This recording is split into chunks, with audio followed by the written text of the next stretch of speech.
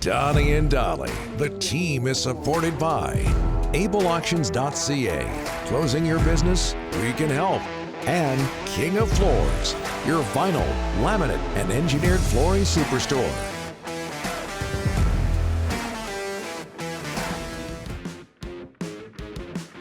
Today. And all of our guests today are sponsored by our friends at Basant Motors, your trusted pre-owned car dealer for nearly 30 years. Check them out online at BasantMotors.com and follow them on Twitter at Basant Motors. This might be our worst show ever, and that's saying a lot because that whole mad cow. A lot of shows to pick from. Yes, that whole mad cow situation with Columbus. Apparently, it was a joke. Yeah, and we're just not smart enough to pick up on it. We're getting ripped hard here. And then Ryan had the wrong golfer. It didn't even look like DeChambeau. You could tell from. It wasn't It wasn't DeChambeau. Hold on, but I've been backed up. You thought it was John Rahm. I thought it was John Rahm. That's my bad. Oosthuizen, but it was still a big putt. JJ from Fiji, okay? Yeah. Loyal listener here, JJ from Fiji. He says that was Oosthuizen for par on 17, so it was a must-make putt. So it was still big time. Yeah. And they cut him with a weather alert. Sure. Which, I mean, again, hey, maybe there is some serious weather coming. But as the ball's rolling into the hole, at least wait the 0.5 second and then go. Right. But you had the wrong golfer. I had the wrong golfer. Yeah, Rahm is wearing, I think, a reddish, pinkish shirt. Pinkish, it's something like that. Okay. Okay, let's bring in Dave Tomlinson, hockey analyst, former NHLer. Dave, you there?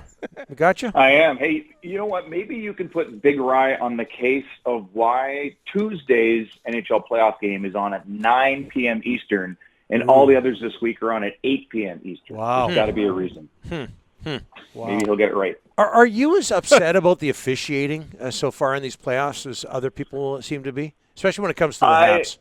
It's bothered me. I've never been a fan of complaining about officiating until I went over to Europe and realized that it's so bad over there that complaining does nothing. And started to appreciate when I came back after my pro hockey career and contributing on air for Canuck games and seeing how good the officiating was in the NHL. Right. I'm going back to 2007, 2008, and the playoffs has always been a different animal.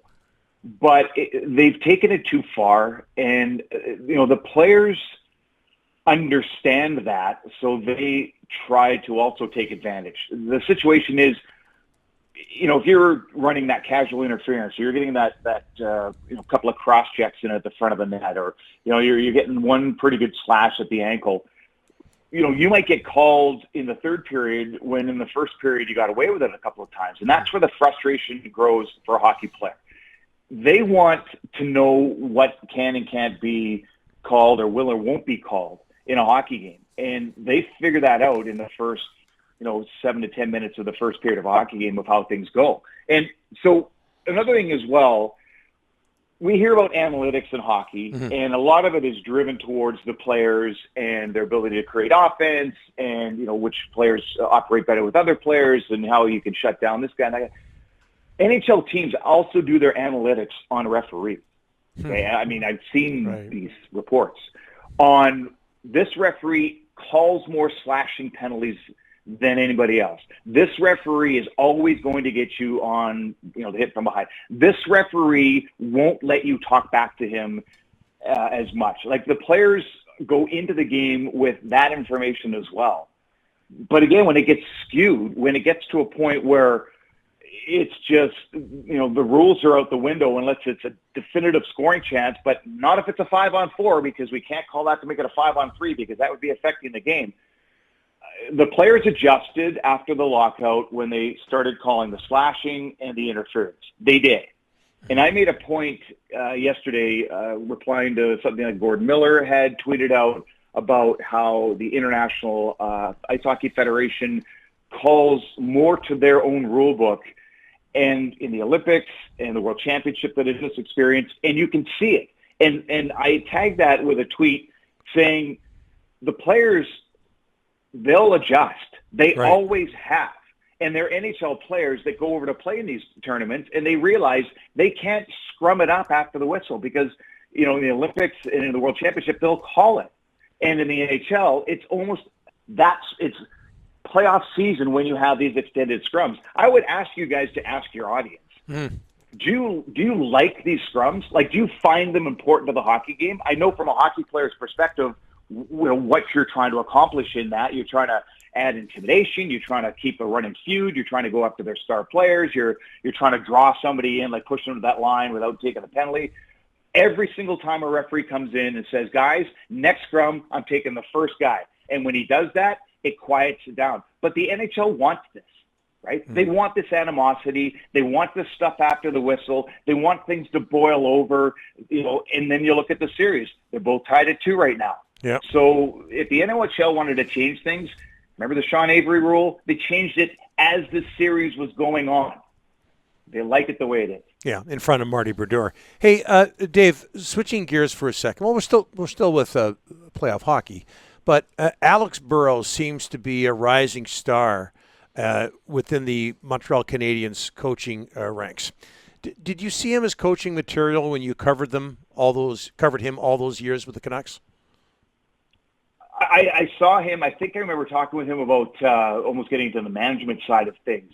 Okay. He's well versed on all sports. I mean, he would talk as much tennis as he would hockey on off days when you go in for the casual interviews. And he was always up on the big games coming up. And he was a smart hockey player, and he got by with his hockey sense. And then he brought his game along, and that's why he was so successful with Henrik and Daniel Sedin. I mean, we all make jokes, so go to the net with your stick on the ice. It's not that simple. Like, you know when to get involved in their cycle, and you need to know when to stay the heck out of it.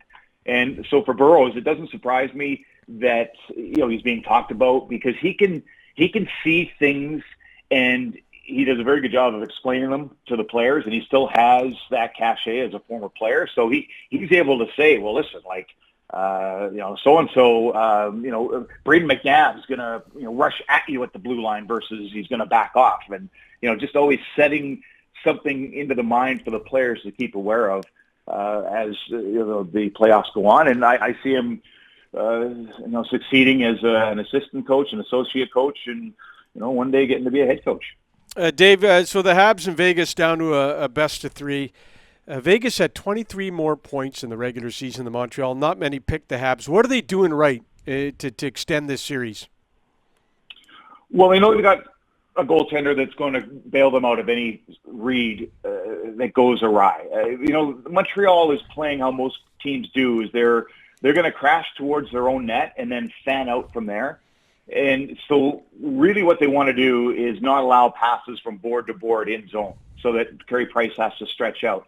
Because anything that's on one half of the ice, he's going to stop. So he's frustrating the Vegas Golden Knights offensively, and they know, Montreal knows, that they are a counter team.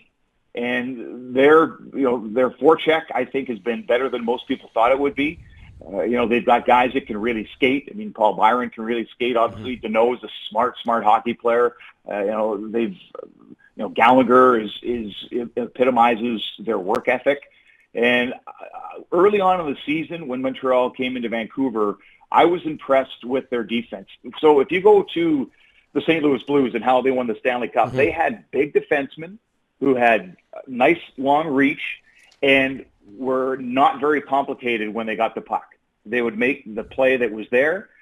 And you look at Montreal, they've got big defensemen. They're mobile enough, but they don't have any guy that wants to go end-to-end with it. They want to get the puck into their forwards' hands. They want to support at the blue line when it's in zone, but they're not trying to do too much. And I think just that team play, it's been hard for Vegas to pile up the goals.